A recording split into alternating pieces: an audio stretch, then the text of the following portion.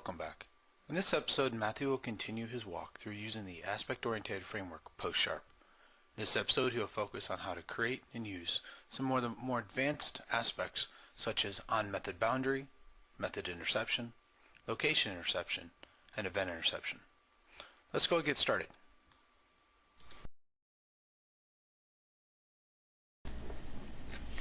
Hello, I'm Matthew D. Groves again.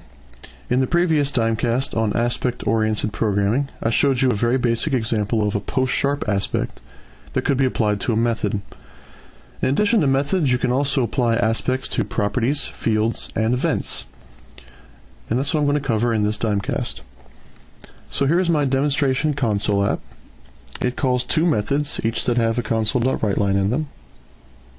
Right here. It sets and reads a property, so it's just a string property here that it writes out to the console. It also adds an event handler to an event and also invokes that event. So we'll just see how this works here. Control F5. It just outputs some values to the console. So let's cover method level events, and we'll do a little bit of review here. So last time I wrote a class that extends OnMethodBoundry aspect, so we'll just do that again here as a quick review. Make it serializable. And this extends OnMethodBoundry aspect. And there's, if you recall, 4 behaviors we can override here. OnEntry, which will be called before a method body runs. OnEntry. Secondly, we'll have OnException, which will be called if the method throws an unhandled exception. We also have OnSuccess, which will be called if the method completes without throwing an exception. And finally, we have OnExit, which will be called always when the method completes. So I spelled success wrong up here. So that's our 4 basic behaviors, and to apply this to a method, we simply use it as an attribute. So we'll Control F5 again. You can see that now I'm writing out those values from the aspect. Those behaviors are going around the method. With Postsharp, there's another method level aspect you can use. It's called MethodInterception aspect. So we'll write another aspect here called method aspect. Make this serializable. And this will extend MethodInterception aspect. MethodInterception aspect. And this only has one behavior that we can override, and it's called OnInvoke. Now when we say interception, this means that the code we write inside of OnInvoke is going to be called instead of the underlying method that I'm intercepting. And then it's up to you to call the method body yourself if you choose to. So for instance here, let's just do a console.writeLine and say before invoking.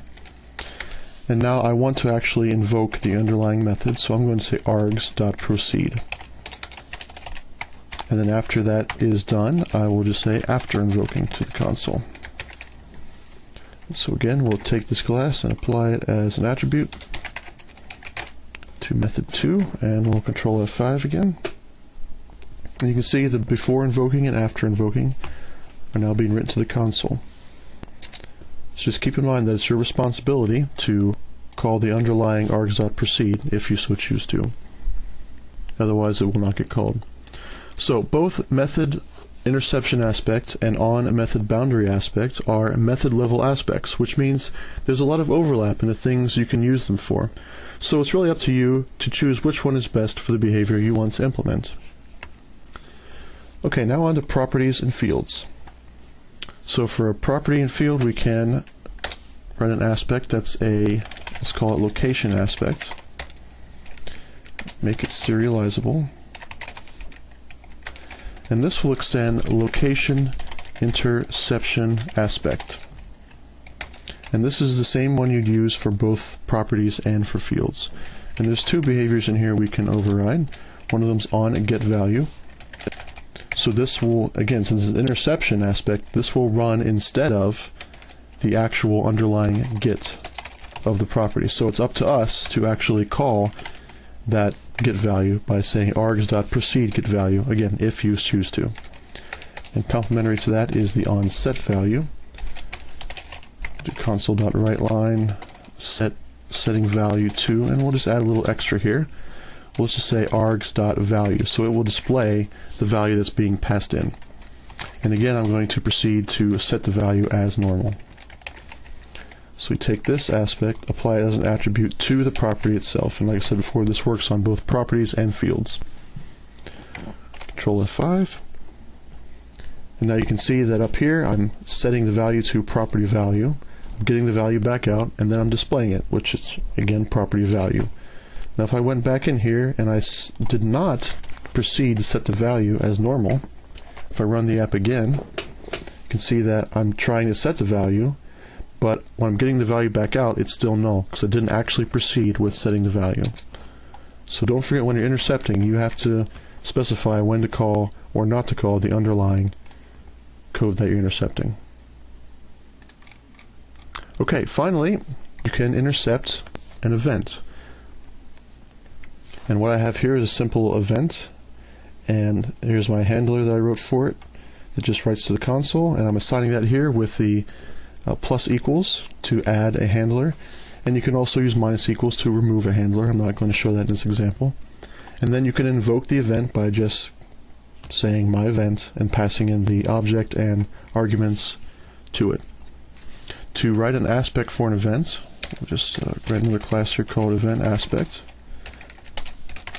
Again, serializable, and this extends the EventInterception aspect. And there's three behaviors we can override here. So the first one is on add handler, and this is going to intercept whenever you do a plus equals type of adding a handler to an event. So we'll do a console.writeLine, a handler was added. And then again, we're intercepting, so it's up to us to call the underlying add handler code by saying args.proceed add handler. Similar, we have an on add handler, so we also have an on remove handler, which is not really going to be demonstrated here, but I'll just finish out the code here for completeness. A handler was removed, and again, it's up to us to call the proceed remove handler. And finally, when an event is invoked, we can put an OnInvoke handler. And so if you have multiple events that are going to be invoked, when the event is raised, this will be called one time for each of those handlers. A handler was invoked, and again we have to proceed to invoke the handler. We'll just apply this aspect to the event itself. I'm going to Control F5 again. You can see that I added a handler was then invoked, and then the actual handler itself is writing to the console there. And once again, if I decide not to invoke the handler, Control F5, handler was added and the handler was invoked, but I decide not to actually invoke the underlying handler, so that's not actually invoking the handler there. Back to normal. So event handler is really, event interception aspect is really more of a specialized or a little bit more of an advanced feature. So this is something that's only available in the Postsharp paid professional version, not the free starter edition. So that's a quick rundown of the most widely used Postsharp AOP features. For complete documentation on the aspect classes and the argument classes, check out doc.sharpcrafters.com. In the next Dimecast, I'm going to build on these aspects and show off some more of the advanced features like compile time validation and compile time initialization. Thank you for watching.